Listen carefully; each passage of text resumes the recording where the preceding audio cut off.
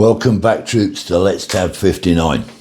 As you can see, I'm indoors. I'm in HQ Let's Tab 59 headquarters to study.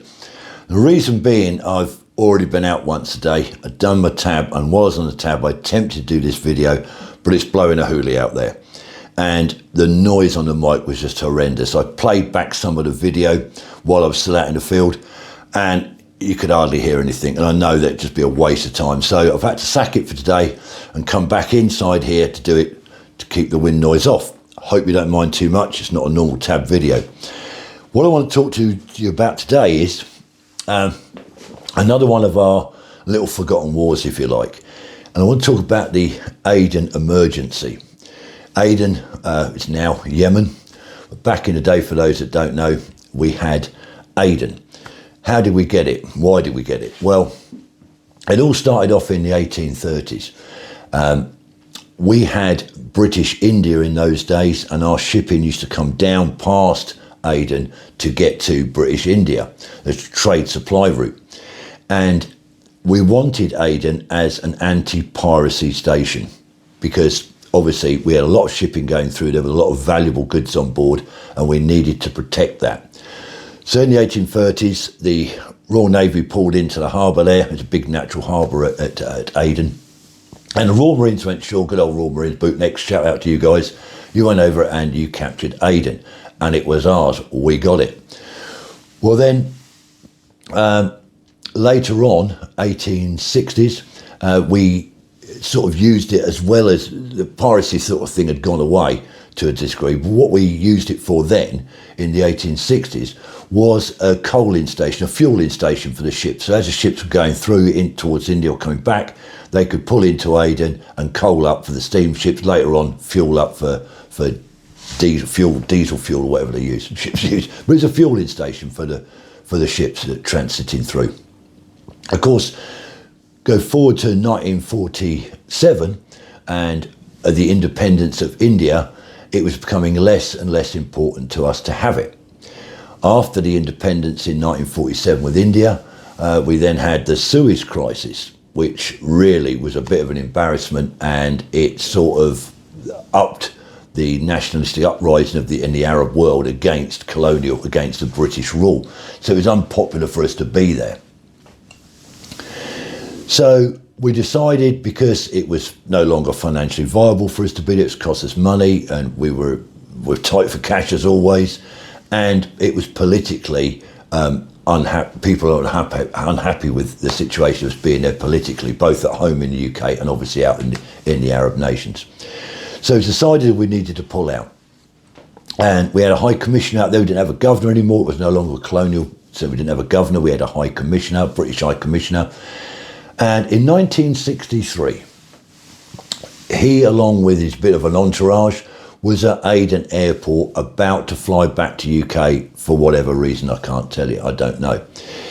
While he's at the airport, one of the local uprising groups, there was a couple of different paramilitary groups, guerrilla groups that were operating in the area of Aden. One of them, the National Liberation Front, attacked them with a hand grenade. He threw a hand grenade at the entourage, and it killed two people. It killed the British High Commissioner's assistant, and it killed another female. I'm not sure what her role was, and it injured 50 people. And that's quite a lot for a hand grenade attack. That's quite a lot of, it's 2 dead and 50 wounded. So I think the main reason probably for that was because it was the airport, it had been on a hard stand. And if you know, when a hand grenade detonates on a hard standing as opposed to a soft, boggy terrain, on a hard standing, it's going to spread a lot more. It's got nowhere to absorb into the ground. And I believe also there was a wall running down one side, and that would have deflected some shrapnel back towards the crowd. And there must have been quite a gathering, 50 wounded and 2 dead. Now that sparked off a state of emergency in Aden. Now up until then, Aden had been a fairly good posting. British troops and British forces, Navy were out there, Royal Air Force was out there, everyone was out there. I can't remember the exact totals, but their wives, it's a company posting for some of them, wives and families were out there. But the nationalistic feeling, the anti-colonial feeling towards the Brits was growing, and a lot of these people started to be evacuated. And of course, when the state of emergency was declared, they really did start to move the families out of places like Crater back towards the port of Aden and eventually away. So 24 Brigade was the brigade that was tasked to quell this emergency, because the local police force, which we'd set up, and we'd also set up the South Arabian Army, which was trained and led, if you like, by British officers, that was getting infiltrated by the National Liberation Front and by another organisation called FLOSSY, which is the Front for the Liberation of Occupation of South Yemen. So NFL and NLF and FLOSSY were the two main groups. There were other paramilitary groups, but these were the two main players. And the only good thing in one way is these groups couldn't get on. They all had their own views of what they were going to do once the Brits had gone. And the other thing they wanted to do is they didn't want us to install a puppet government and then leave. They wanted to be the destiny of the people of their own destiny. They wanted to make sure that they run it how they did and not with us sticking. So each of these groups was vying so that they could get more powerful, get rid of the Brits and overthrow the others, so they would be the dominant party and control the new Yemen. So there's a lot of infighting going on as well. The police force, I say, and the South Arabian Army heavily infiltrated by people from these paramilitary groups. So it wasn't looking good. 24 Brigade went in there, British Brigade went in there to quell it, because there's a lot of street fighting going on, rioting going on in the main city of Crater. Crater it's called Crater, but it is actually an old extinct volcanic crater. It's sort of surrounded by this mountain range, or the lip of the crater, if you like, and in there was the city of Crater. And there's a lot of trouble going on there. SAS were operating in there, obviously, doing their thing, undercover work, taking people out and snatching people, etc. And the rest of it was just a bit like internal security patrolling, in some ways similar to what happened in Northern Ireland in that campaign. The British troops out there on the streets trying to keep law and order, supporting the police force that were in the situation, because they just couldn't handle it. So a bit of rioting, a bit of internal security going on. That's the main roles, but attacks against British were increasing. Even attacks against a British school, I believe, that was there. There was another grenade attack. They used grenades a lot. Another grenade attack out there that I think it killed a small child. And diplomats and not embassy staff, but diplomatic staff and civil workers that were out there getting attacked. So it was getting worse and worse, the situation was. Troops started to rurement through on 6-month tours. Meanwhile, just outside, in 1964, up the road in Radfan, up in the mountainous area, we put troops up there as well. Royal Marine Commandos were up there, along with lots of others, trying to disrupt the routes of where these militias were getting their arms and equipment and ammunition from. So they were set up into the mountains there to try and disrupt the supply of ammunition to these guys that were in Crater and other parts of Aden, causing trouble. And they did a good job. The RAF were using a Hunter aircraft. They were doing bombing runs, dropping 60-pound bombs on people up there. They were doing quite a good job, and a big naval presence, obviously, in this big harbour. So a lot of forces out there trying to control it all. Now, on the 20th of June, 1967, I think the original planned withdrawal was going to be 68, but in June 67 was probably the darkest day. In total, in the whole campaign, we lost over 90 British soldiers, British personnel, and 500 were wounded. But the darkest day was that day in June, when 22 British soldiers were killed. Lots of others were wounded, but there was 22 British soldiers killed in different incidents around Aden. One was a helicopter brought down by small arms fire. I think the pilot was shot through the knee, and he brought the chopper down. The chopper was on fire. Another soldier nearby rescued the pilot and the pilot's operator, I believe he was a lance corporal, pulled him out, rescued them, and obviously the chopper was screwed. A group of RCT soldiers, Royal Corps of Transport soldiers, were coming back from the ranges in a soft-skin vehicle, a 4-ton lorry, and they got ambushed as well and shot to bits, and a lot of those were killed. And some of them that weren't killed were then captured, tortured, their bodies were mutilated, they were strapped to vehicles and dragged around the city. Horrendous. And another incident, there was a handover going on between the Northumberland Fusiliers, cracking regiment, now part of the Royal Regiment of Fusiliers, the ones that wear the white hackle with the red tipped on top. Fantastic old English regiment, the Royal Regiment of Fusiliers, then the Northumberland Fusiliers. They were coming to the end of their 6-month tour, and they were about to hand over to the 1st Battalion, the Argyll and Southern Highlanders, who were pretty much one of the top combat experienced battalions in the British Army. They'd been all over fighting these little colonial Borneo, Malay, they'd been everything, full of combat experience, and led by a very, very charismatic Lieutenant Colonel Colin Mitchell, later to be dubbed Mad Mitch. Colonel Mitchell, Lieutenant Colonel Mitchell, he joined the army. He actually joined the Home Guard during the war. 15, he'd lied about his age, and then got into the army proper. And he saw the end of the war in 44. He was out on the Italian campaign. So he caught a bit of the end of the Second World War, and then he went on to fight all over the place in lots of different colonial wars. And he was quite, as I said, very experienced, very charismatic character, and a lot of counterinsurgency experience from these other campaigns. He was a commanding officer. So they were in a handover takeover with the Fusiliers.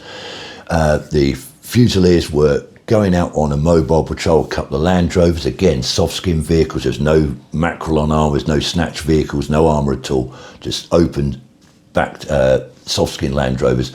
They were going on a patrol, and of course they take some of the Argylls with them. It happens all the time with the British Army and a lot of other units. When a regiment or battalion is moving out and the new guys are coming in, advance party comes over, and they sort of bolt on with the patrol, so they get to know the area, get the experience of the guys that come into the end of their tour. So that's what was happening. So they all piled on, a bit of a mixture of units, and off they went. Now, that day in June, when all these attacks were going on, the helicopter, the RCT guys getting hit, that was a day when the South African Army, the South Arabian Army and the police force had been heavily infiltrated, as I say, by people from NFL and from Flossie. They mutinied against the British. They really wanted us out. And as I said before, they didn't want us to leave a puppet government behind. So that day they really kicked off. They mutinied. A big uprising. They was hitting us all over the place. As this Land Rover patrol of the handover takeover of the Fusiliers and the Argylls were passing through in Crater, they were going past the barracks, and they come under a hail of fire from both sides of the road. Absolutely annihilated them. Everybody was killed.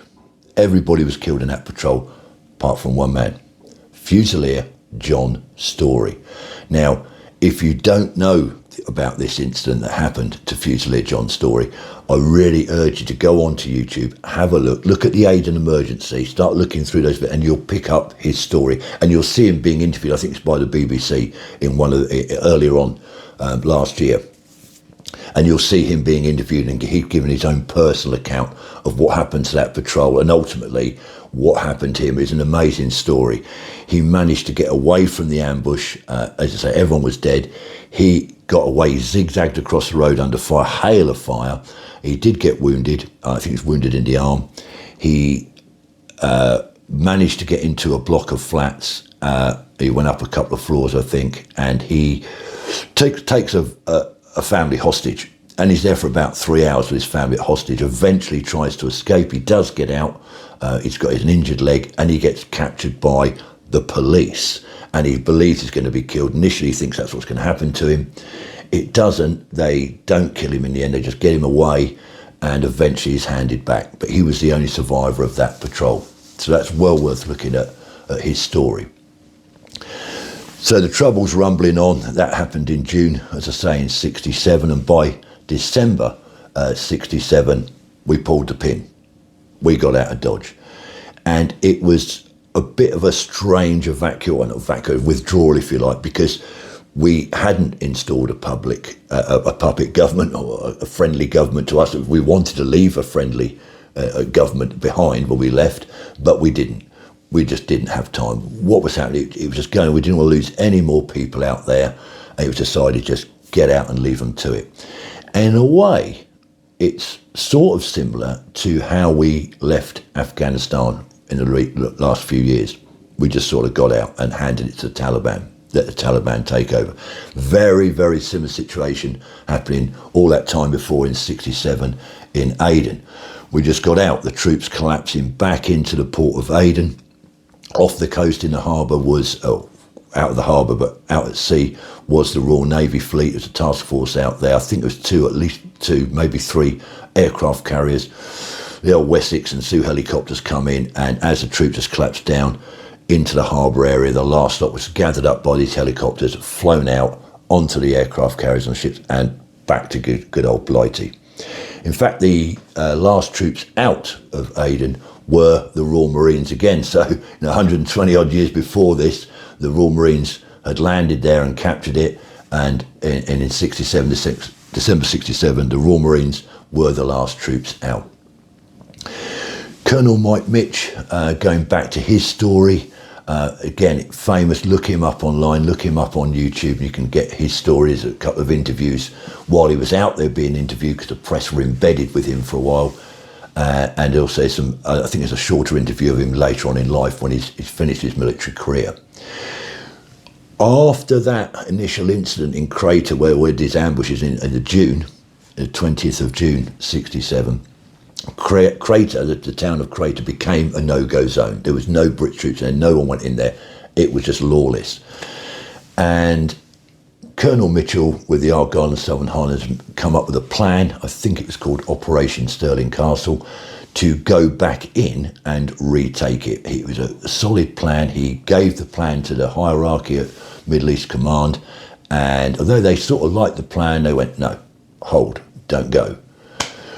At the last minute, he got that message. He was all prepped to go. The boys were ready to go in, and he got the message saying, don't do it.